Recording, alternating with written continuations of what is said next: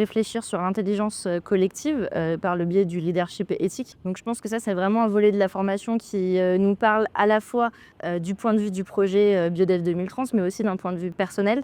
Le fait de parler de potentiel à potentiel, de s'ouvrir, de créer un terrain commun.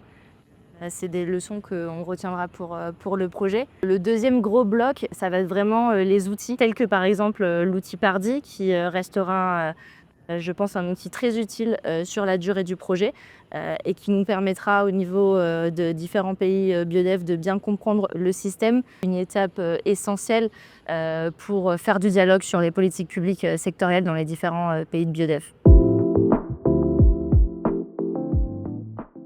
Beaucoup de choses. C'est vrai que déjà on retient des points du point de vue personnel, sur la question de l'ouverture, sur la question du repositionnement. Plus particulièrement dans le cadre du projet, on retiendra l'intelligence collective, avoir davantage de moments de partage avec les différents assistants techniques, les AT du projet. C'était un vrai besoin et un point qui est ressorti pendant la formation, la question du partage d'expérience. Les 15 chargés de projet rencontrent les mêmes difficultés, les mêmes enjeux, et le fait de pouvoir faire émerger cette intelligence collective, de le mettre en commun, c'est quelque chose qu'il faut continuer à appliquer sur le projet. On mettra en place des réunions de coordination assez régulières où il y aura des échanges justement avec les différents pays.